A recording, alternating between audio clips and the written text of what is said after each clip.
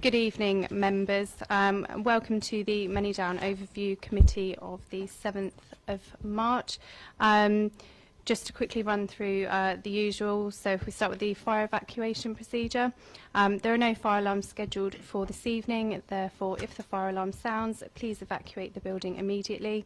The fire exits are located at the rear and side of this room.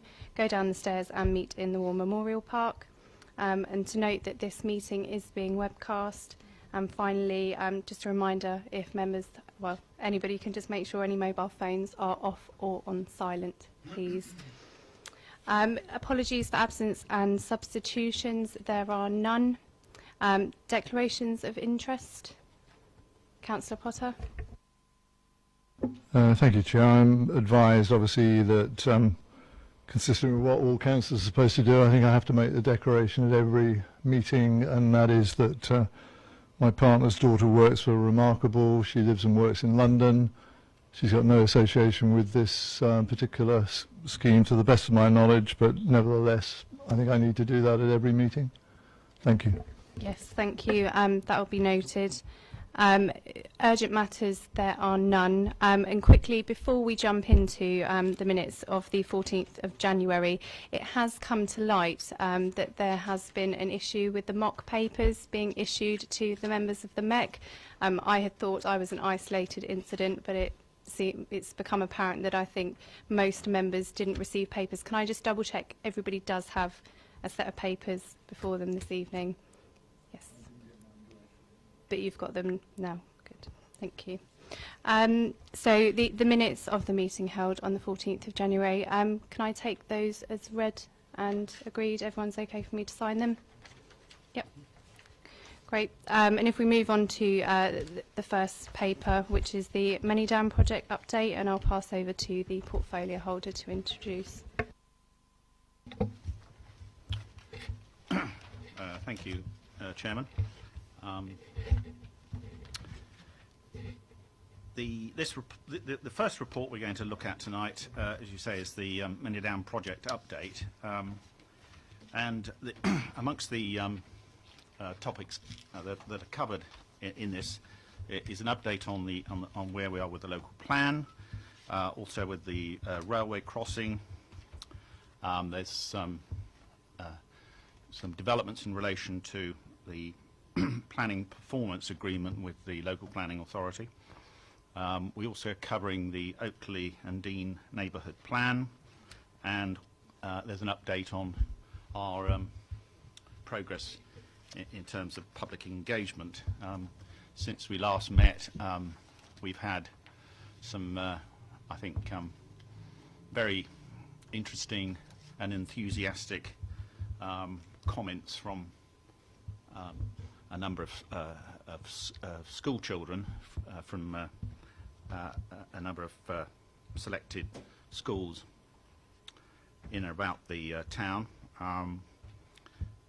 and most recently we've had a series of drop-in sessions where members of the public and stakeholders can give their views on the layout options that have emerged from the master plan consultation work that we've done previously.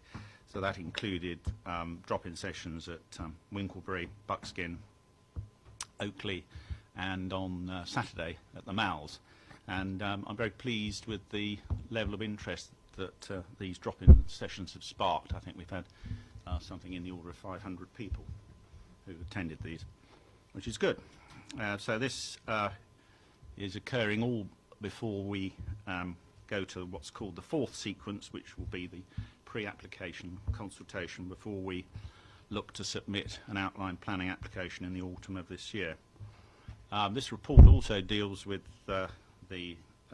revisits the principles and objectives that we are looking to guide us in the development of Manydown in the years ahead, and also guide us in influence when it comes to the choice of development partner.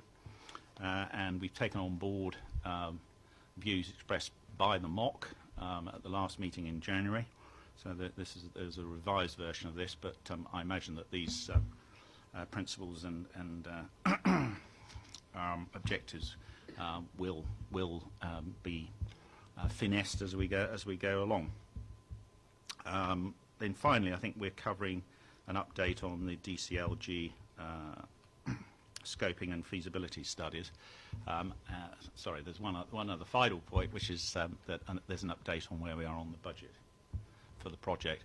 And so, having highlighted the sort of key points that we're going to cover, that are covered in the report, I think I'll invite the strategic project manager to offer any further comments he wants to make.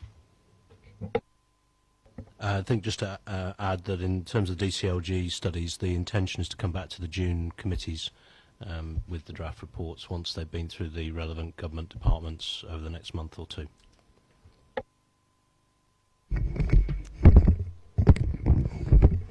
Thank you. So members, just to take you back to the recommendation, obviously questions as well, but we're to note the progress made with the Manydown project and then review and provide comments on the contents. Are there any questions from anybody? Councillor Harvey? Thank you, Chair. Can I just pick up, forgive my voice, can I just pick up on the appendix, please, and the reference to the local plan? And can I go to Schedule C in the document? And the reference to the Western Bypass there that's gone back in as a change through the modification process. Could I ask just for officers' comment on that? And can I ask, what did we do as landowner in response to that LPA suggestion? Where did that come from in the context of the conversations we've been having to date? And where does that leave us now? I presume we're waiting for the inspector to pass judgment of that in that context. Thanks, Councillor Harvey. Essentially, at the local planning examination in public, the inspector suggested that the policy criteria that was originally in the plan for Manydown, and I can't remember which letter it was, which referred to the Western Bypass, should be downgraded from a policy criteria because it wasn't specifically needed in the local plan period, and he was pretty clear about that through the EIP. And so what the local authority have done is put a kind of covering paragraph or a covering sentence or so around the Western Bypass, not actually in the policy criteria, but sort of above it or around it. So we just made the standard response that obviously the Western Bypass is something that's over and above the first phase of Manydown, and that it should be seen in that context. Thank you, Chair. So in that context, if I look for it, I guess I'm going to find it in the more explanatory notes element rather than the actual, obviously what you said to the policy. That was always advisable, that wasn't policy, that's the reason it's there, but the language of it really, really matters. Are you happy with the wording here in the context of the way you thought it would give us what you've just said? Are you happy with that it caveats it in the right way? I'm just conscious of the wording and whether it is the way we want it to be. I mean, clearly we're going to need to wait for the inspector's report and take a proper judgment in the round, and that's kind of what we're waiting for now.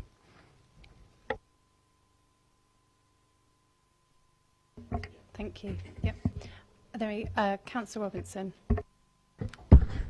Thank you.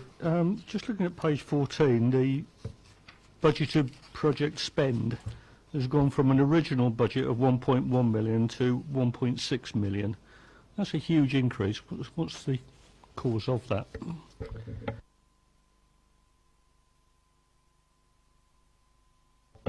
Right, okay, so can I just be a bit more specific? Are we talking about the 2015-16 budgeted spend, the table there? Yeah, because there's an overall 1.6 as well, so that just were.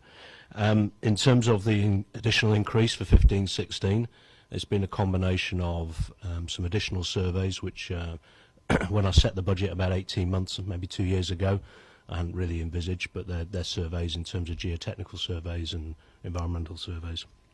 And also a bit of work that we brought forward into this financial year to be able to progress the master planning. So it's a combination of those sort of matters that have been brought forward. As a result, we don't quite have to do as much work in 16-17 than we were maybe originally envisaging if you go back 2 years when I was setting the 15-16 and 16-17 budget. Are there any other questions? Any comments that anyone wishes to provide? No? So we're happy to move on to second speaker. So just before I pass over to the portfolio holder again, I'm sure you're all aware, but we do have Jerry Freeman here this evening from GVA and Scott Morrison from Pinsent Masons. So if I pass over to the portfolio holder. Yeah, and can I also mention, Chairman, that we've got pink papers here. Yes, I am aware of that. I think once you've introduced the paper as is, we'll just talk through the process of the pink papers. Good, thank you very much. Right, this report deals with the outline business case for the Manydown delivery vehicle. As we know from previous meetings, there is agreement amongst us that we should be investigating as a preferred delivery strategy the joint venture option 4.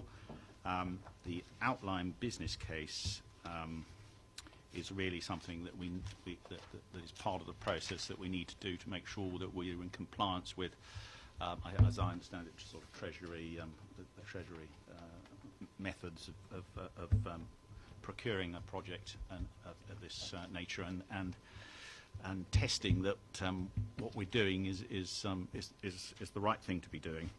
So the OBC analyses and evaluates the different delivery strategies, which, depending on the criteria used and the scoring that's applied, would point us to the best procurement route for the development and for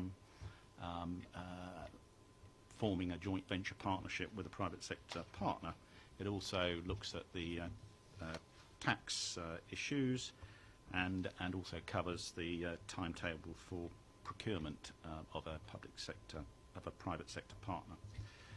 The report also gives a brief update on where we are on the lease with the Manydown company, and also addresses next steps, including a possible or proposed memorandum of understanding with Hampshire County Council as our partners.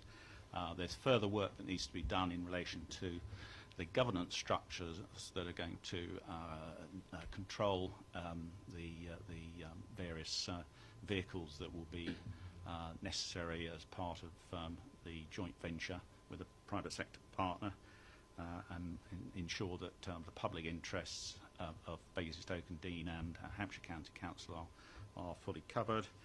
And then I think that's about it, actually, in terms of summary of the report. Obviously, there's lots and lots of reading here, and a lot of it very technical material.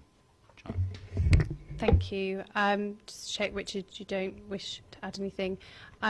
Okay, so clearly, obviously, we've got some confidential papers here in front of us. So I think as last time, if anyone has any questions or comments on the white papers, we'll take those first, and then, if needed, we'll move into private session after.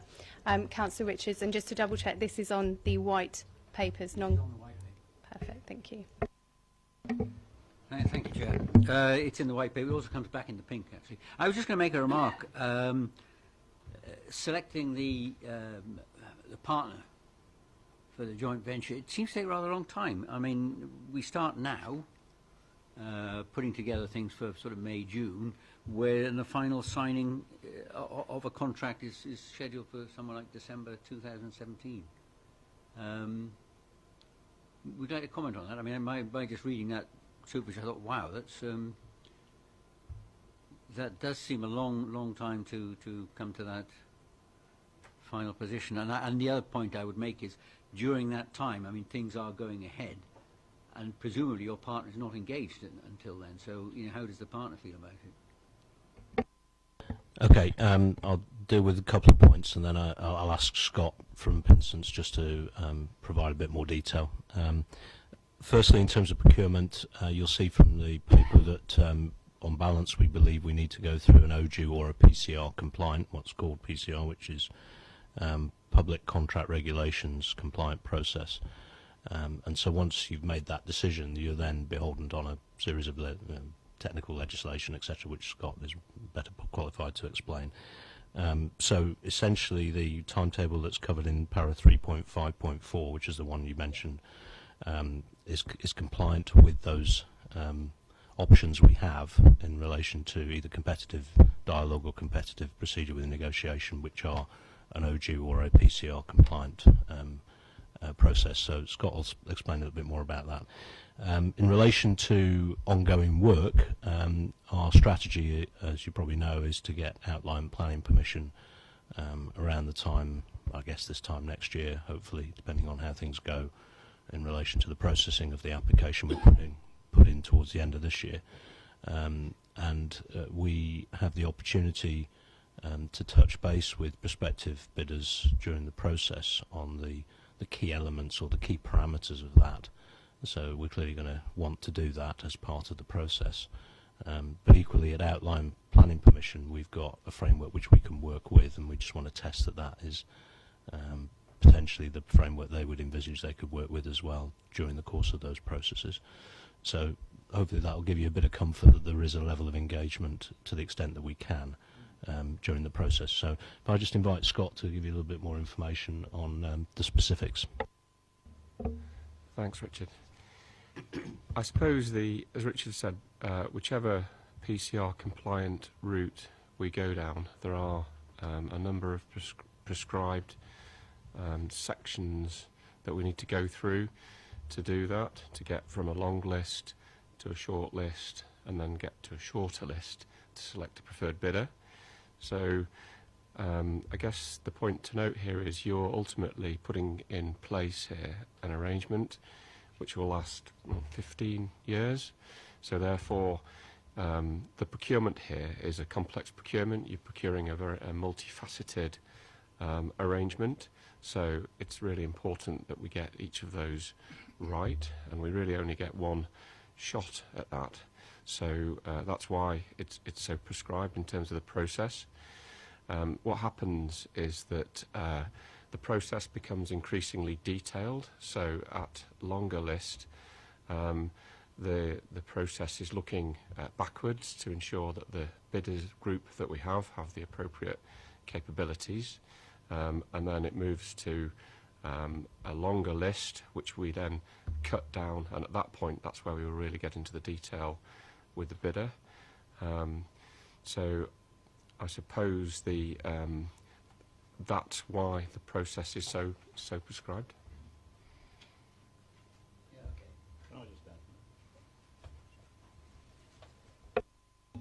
Just emphasise the point that it is a long-term relationship we're looking at here, and we've got to get it right. As Scott has said, it's 10 years and potentially longer than that. So, and I think given the scale of the project and the complexity of it, it's important that we make sure that we do select the right partner, and that means that we've got to comply with all the safeguards that are required by central government, and that we are seen to have done that really, so that we are demonstrating that we are making a rational choice and we're getting value for money. Yeah, I mean, it was actually, I was to be slightly more precise, it was the point 4 here, which was this detailed solution stage 2, which runs from November to May. I mean, that's sort of 6 months. I mean, I take your point. Of course I agree it is important to get the right partner. One could perhaps envisage that we meet someone pretty suitable pretty early on, quite easily identifiable, and it could be a lot shorter. Could be. Don't you think? We're very unwise to take those sort of shortcuts, but you know, rest assured that we are talking to all the officers are talking to the potential bidders at an early point, and that's actually covered in the report, because that's important to understand how the private sector market is thinking about this, and thinking about this potential opportunity for them to be working with Basingstoke and Deane and Hampshire County Councils on this long-term project. Councillor Potter. Thank you, Chair. I know there's reference elsewhere, obviously, in the papers we'll look at, but in terms of the decision-making process between the various options that are before us, and these are obviously listed within the white papers, I mean, as I read it, there's no absolute necessity to make a decision, particularly between joint venture option 4 and 5 at this early stage. And I know the enthusiasm perhaps that's been expressed for one rather than the other, but in terms of testing joint venture 5, am I right in saying we could go to procurement on both options, not just one? I mean, is that the intention that we'll be looking at? Yeah, that's correct. So if I could point you to paragraph 3.4.8, which really sort of sets out that we could be looking at types of option 4. We could even be looking at the route between option 4 and option 5. But the bullet points there set out what, I don't know, maybe I'm being a bit too technical here, but what I would call the key kind of parameters, which are kind of in that zone around option 4 on the way to option 5. So it's that sort of, if you look at those bullet points, it's that sort of thing that we're really trying to test the market with, rather than a specific option 4 or a specific option 5, if that's helpful. Thank you. Are there any other questions or comments on the white paper? Would members like to go into private session on the pink papers? Okay. I just need to read this out quickly before we go into private session. And that is that pursuant to section 100A4 of the Local Government Act 1972, the public be excluded from the remainder of the meeting on the ground that the public interest in maintaining the exemption outweighs the public interest in disclosing it, and therefore that exempt information is likely to be disclosed as defined in the appropriate paragraph of Schedule 12A of the Act. Thank you, members. We are now moving, or we are back in public session. Okay, so just to summarise briefly, the committee is in support of 3.4.8 within the paper, which is page 31, and that the committee supports exploring modern build technologies, and we also support exploring utility trenches for easy site access. I think about covers that, and I think that is it for this paper. So it's just to move on to now the committee work programme, which I don't know if Richard, you want to quickly run us through.